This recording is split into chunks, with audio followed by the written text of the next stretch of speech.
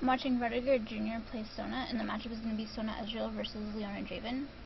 So going into this matchup, you know that if Leona jumps on you, she's basically, they're going to be able to kill you very quickly because Draven has a lot of damage, Leona has a lot of damage from her procs. So your goal in this lane is to not get jumped on by Leona and not get killed. And if you can do that and you can get some help from your jungler, you should be okay. But just don't let them get a snowball against you because Leona is definitely a lot stronger than you. Starting level 2. At level 1, when she doesn't have any, she either has a hard CC or she has a gap closer, she can't have both. So at level 1 you can be pretty aggressive with auto attacks, but as soon as she hits level 2 you're going to have to be a lot more careful, a lot more passive. You're pretty squishy, 22 armor for 1 MR, so that's, I think, MR blues and armor yellows, but not armor reds. I think what that is, but you could definitely have more defensive stats.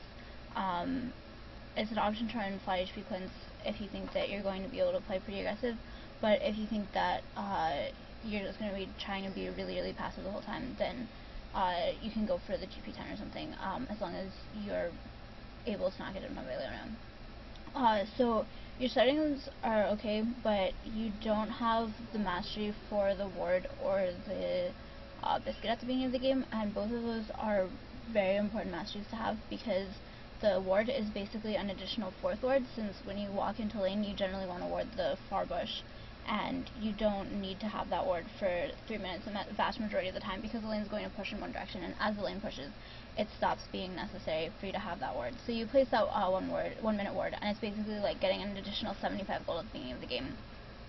And then the biscuit is also really good because it gives you that extra sustain, and also it can stack on top of a health pot, and so when you stack it on top of a health pot you get the regen at the exact same time, and that can help you live through an ignite or through a level 1 fight. So when you were leaving well, you didn't get a cure at all. You want to get some stacks of your passive up while you're in base because it's free to do that. And ideally you would have your Q at 2 stacks when you get into lane. You could have auto-attacked Leona right there. And then this ward, Leona wasn't trying to take control of your bush at all. She wasn't even like starting to walk into your bush. You could have got another auto-attack on her there also. So since she wasn't trying to walk into your bush, you really don't need it warded yet. Because you can stand in it for free right now. She's not trying to take control of it from you.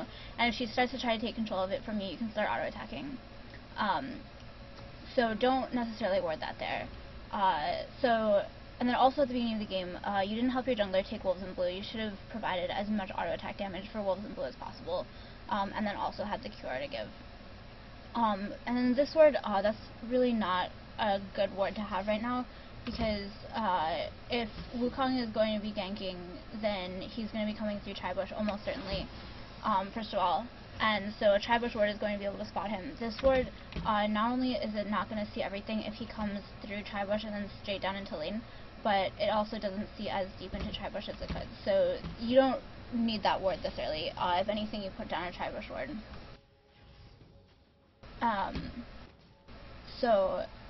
And then also, when you left to ward, Leona was able to easily push you out of the way, and you ended up losing a lot of XP because you had to take the long way around. So if you had avoided putting that ward until you actually needed it, your creeps would have been in a position where your carry could have protected you from being chased out of lane by Leona like that.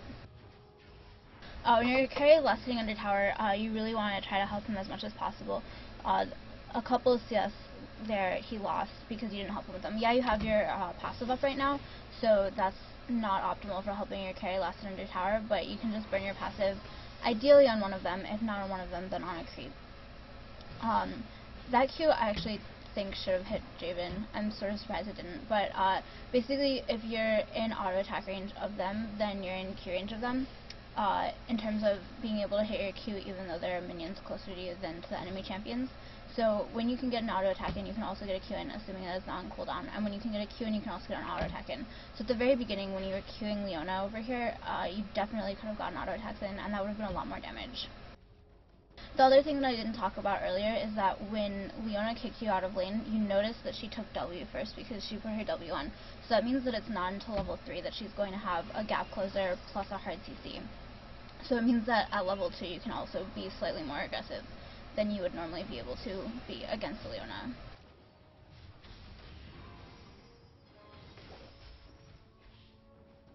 So when Leona was sort of in this bush, you probably could have gotten some more damage off on Draven. You could have traded an auto attack. Since you were at 2 stacks of your power card, you trade an auto attack and then Q, and then getting that Q, or doing that Q gets you your 3rd stack of your passive, and then you're able to get the extra power card damage off onto him. So when you're at 2 stacks of your passive, you can win the trade against basically any AD carry. Draven is one of the few carries where he might actually win that damage exchange, but Ezreal almost certainly would have been able to follow up, and he would have been able to get a kill since Draven's solo already. And actually, since he started D-Blade, you should have noticed that at the beginning of the lane. I was talking about other things, so I forgot to mention it, but because he started D-Blade, you know that all of the harass damage that you're going to do against him is going to stick 100%, because he has no sustain other than the little bit of life on hit that the D-Blade gives, because Leona has no sustain of her own. And right now, I'm pretty sure he's in flash Q power chord kill range of you. Like, if you flash on top of him, got a Q off on a power chord, as long as Leona didn't stun you under tower, you'd be able to kill him. So if you're able to be careful of Leona, then you should definitely be trying to go for a kill on Draven right now.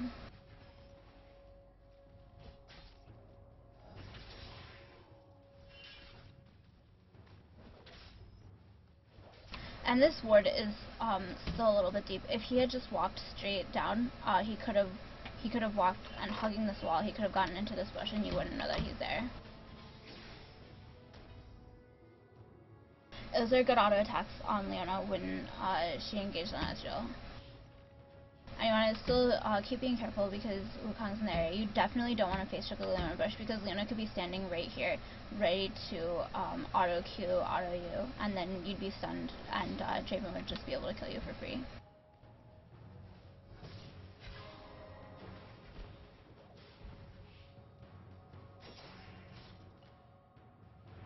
Walking up like that is pretty dangerous. Your Ezreal doesn't really have enough mana right now to do much of anything. I don't even think he has enough for a single E. Yeah, he doesn't even have enough for a single E, so if you got caught up by Luna, you'd be completely dead. When he goes to leave lane like this, you should really go roam with him. You saw them fighting in the river. Just go ahead, leave lane. Like, the support staying and getting some XP is almost certainly not worth it compared to the utility that you could provide from grouping with your team, especially because you did take your E at level 4.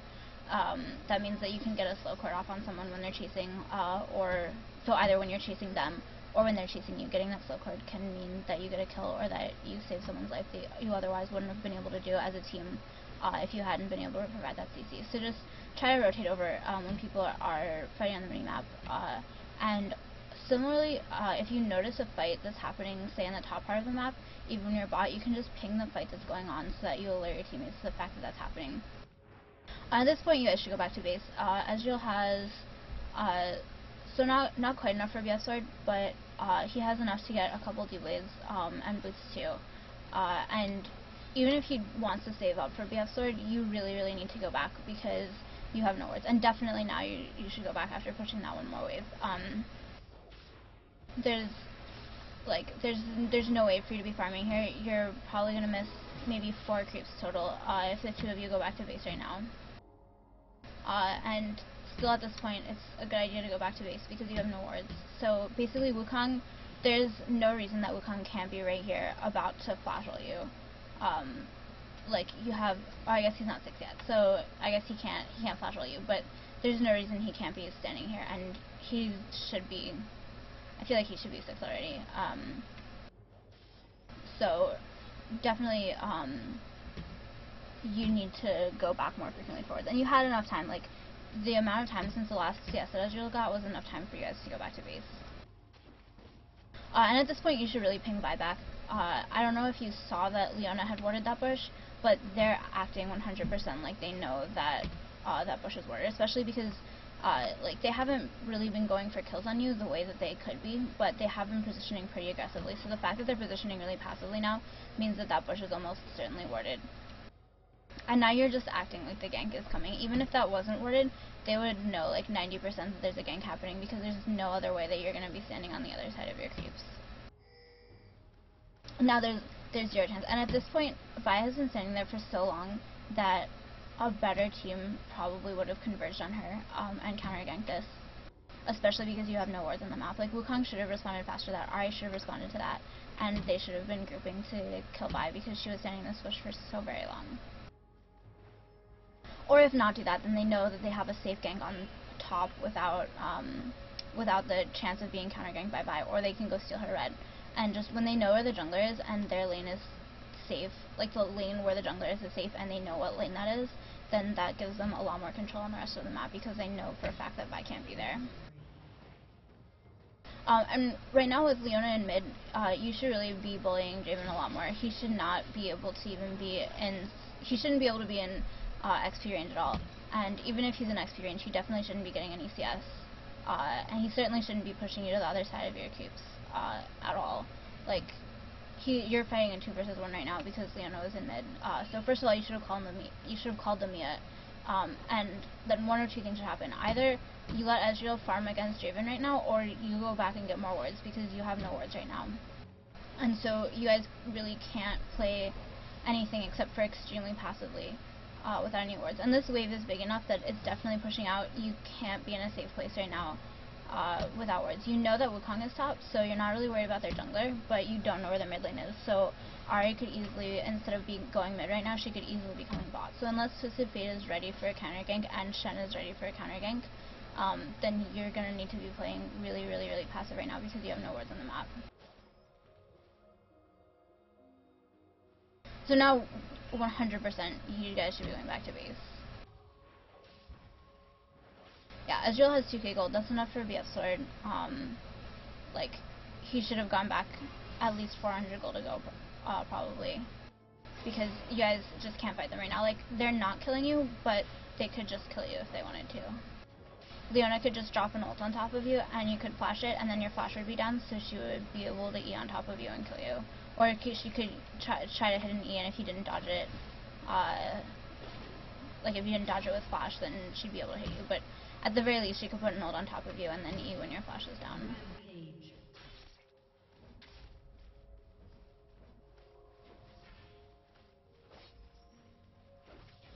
And if you are going to stay this long without wards, ask your jungler to give a ward. Yeah, you're probably dead now. Ulting Leona doesn't really do anything. She already put all of her CC onto you. The damage dealer is Draven, so that seemed like a misclick. It seemed like you meant to ult in the other direction, but so first of all, you didn't exhaust at all, and second of all, you didn't ult Draven. So if you had ulted Draven and then exhausted, it's possible that you guys could have won that fight, because they did burn everything on you, and so Ezreal is still alive. And again, at this point, Vi should know that that they see her, and she is in fact getting converged on this time. But like, you should be paying attention to your lane, and you should be able to tell her, Vi, you're not in a safe place, you need to get out.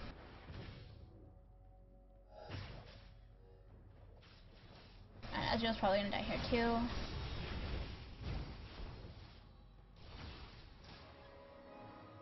Okay, so Ezreal doesn't die. But yeah, and the thing is that all of that happened because the two of you didn't go back to lane, or didn't go back to base in time. Like, TF has been getting shut down pretty hard in mid.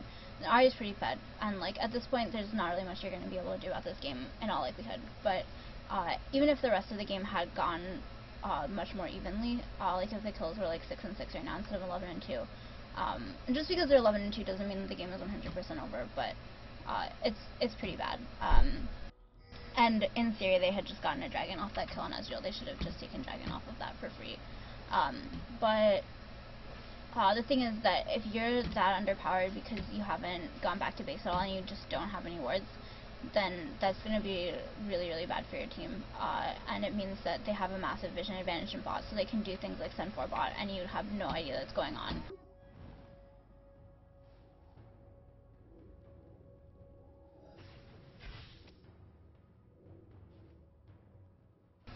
Especially when it's your team that, like, when you have this many global ults, you guys are the ones who are wanting to be sending 5 bot at a time, and that means that you need to be putting the pink wards down so that Vi can get there, or if you're not putting pink wards down,